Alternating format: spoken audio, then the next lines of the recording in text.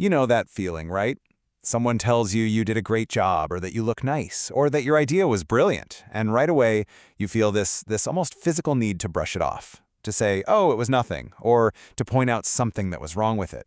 It's such a strange and incredibly human thing we do, and today we're going to gently unpack why that is.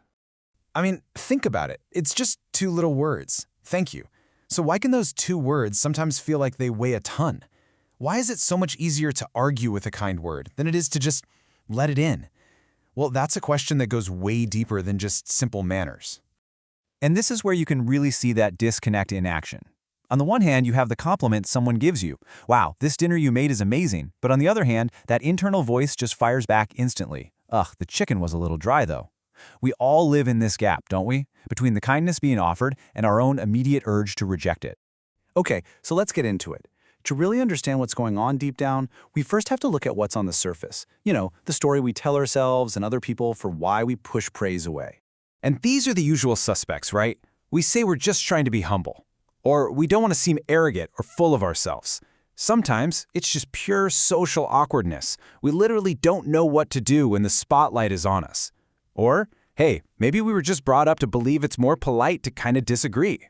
And look, all of these reasons are real, but they're not the whole story. They're just the symptoms, not the actual cause. Because underneath all of that, there is a much deeper, more profound psychological reason. So now, we're going to get to the heart of it. We're going to explore the core conflict, the real reason why some compliments just don't stick. And the key to this entire puzzle is this really powerful idea in psychology called the self-concept.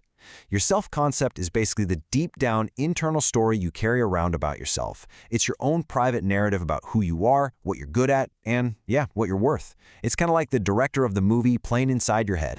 So here's what happens, and it all happens in a split second. First, the compliment comes in.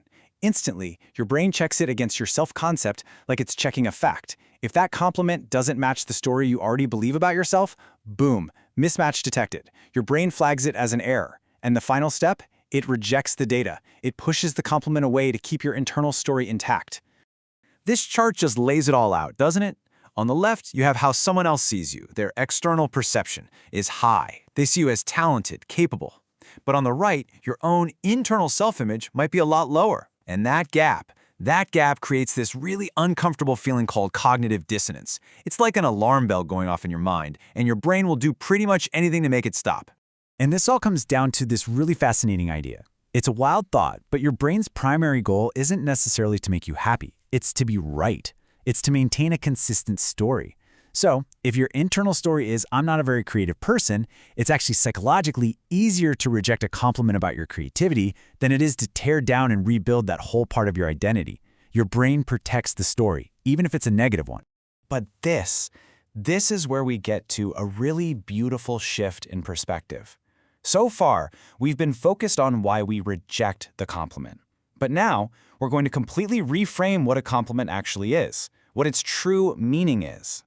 And this is the absolute heart of it. The real goal isn't to just memorize a social script or force yourself to say thank you when you don't feel it. The goal is to get a little bit curious, to develop a deeper awareness of what's really being rejected in that moment. We have to sort of redefine what a compliment is in our minds. A compliment is not a statement of fact that you need to go and investigate. It's not something you have to prove or disprove. Think of it more like an offering. It's just a reflection of what someone else saw or felt in that moment. It is, very simply, a gift of their kindness. And when we push it away, we're not just arguing with words. We're kind of handing that gift right back. So, what do we do with all this? Where do we go from here? Well, this brings us to our final gentle takeaway. The practice here isn't about trying to become more arrogant. Not at all. It's about becoming more open. It's simply about learning to let it in. And that's really what this all boils down to. Just accepting a compliment doesn't mean you suddenly have to believe you're perfect. It just means you're willing to accept the possibility that your own negative story about yourself might not be the whole truth. It's about making a little bit of space for someone else's positive story about you. So I'll just leave you with this final, quiet thought. The next time someone offers you that little gift, that moment of praise, what if you didn't fight it? What if instead of pushing it back, you just took a breath and just let it land? What could you learn, not just about them, but about yourself, if you simply decided to let the next compliment in?